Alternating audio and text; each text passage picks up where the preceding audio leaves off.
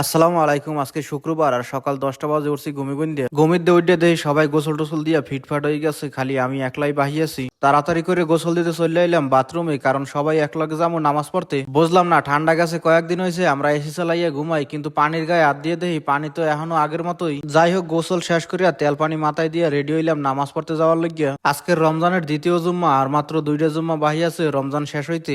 নামাজ শেষ করিয়া বাসায় দেখি অনেকদিন আগে আমার ম্যাডাম একটা হাদিয়ার বক্স দিছিল, এর ভিতরে চাউল আর ডাইল আছে, ভিতরে আর কি কি আছে দেখতে দেখতে আসরে আজান দিয়ে দিলে তাড়াতাড়ি করে নামাজটা পড়িয়া লাইলাম। নামাজ শেষ করে সবার দ্বারে কইলাম যে চাউল আর ডাইল দিছে হাদিয়ার বক্সের ভিতরে, এর মধ্যে সাদি কুইডে কয় আমার দ্বারে মুরগি আছে, তো খিচুড়ি পাক করিয়া লাও। আমি কইলাম ঠিক আছে, পেঁয়াজমরিচ গুলা কাটিয়া ব্লেন্ডার করতে আসি, তোমরা চাউল আর মুরগি গুলা ধুইয়া রেডি করো। এদিকে ইফতারির সময় যাইতেছে, বেশি সময় নাই, 2 ঘন্টা আছে। আমি কইলাম 2 ঘন্টা সময় অনেক সময়, এর ভিতরে খিচুড়ি 2 ফির রান্দা যাইবে। আমি চাইছিলাম বুনা খিচুড়ি করবো, কিন্তু সবাই কইলো না, ডলডলে খিচুড়ি পাক করো। যাই হোক, দেখতে দেখতে আল্লাহর রহমতে খিচুড়ি তো পাক করা হয়ে গেছে, কিন্তু দুঃখের বিষয় একটা, আমরা রুমের ভিতরে 4 জন মানুষ, কিন্তু একজনের আবার ডিউটি আই পড়ছে। আমরা ইফতারি শেষ করতেই দেখি উনিও আই পড়ছে, তাই সবাই মিললে নামাজ পড়লাম আর ওনার লাগিয়ে রাখিয়ে দিলাম।